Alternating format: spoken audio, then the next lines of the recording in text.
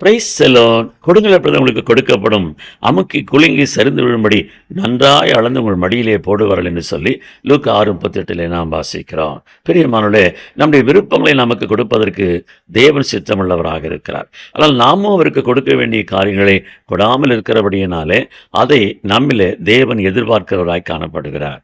சீஷலை பார்த்து இயேசு 1 மணி நேரமாவது விழித்திருந்து ஜெபிக்கக்கூடாதா என்று இடத்திலே கேட்கிறார். அவர்களோ ஜெபிக்க தவறினபடியினாலே சிதறுண்டு போனார்கள்.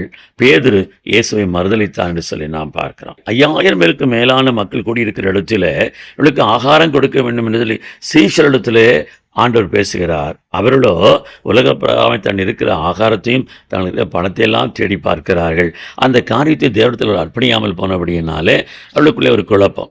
இயேசு அதை தன் கரத்தில் வாங்கி சோத்தரித்து கொடுத்த பொழுதோ அது அத்தனை பேருக்கு மிகுந்த ஆசீர்வாதமாகவும் மீதம் எடுப்பதற்கு எதுவாக இருந்து சொல்லி நாம் பார்க்கிறோம். எனவே நம்முடைய ஊதியத்தை நமக்கு தேவன் அருளும் ஆசீர்வாதத்தை தேவனுடைய கரத்திலே கொடுத்து அதை ஆசீர்வாதமாய் திரும்ப பெற்றுக்கொள்ள வேண்டும் என்கிறதை நாம் மறந்துவிடவே கூடாது. அடுத்தபடியாக தீர்க்கதரிசி ஒரு விதையை பார்த்து, இதோ எனக்கு கொஞ்சம் தண்ணீர் என்று சொல்லிவிட்டு பின்பு ஒரு சிறு அடையை கேட்கிறதை நாம் பார்க்கிறோம். அவளோ இருப்பதோ கொஞ்சம் எண்ணெய் கொஞ்சம் மாவு, இரண்டிலும் நாங்கள் அடை செய்து சாப்பிட்டு நானும் என் மகனும் சாகப் போகிறோம் என்று அவள் சொன்னார்.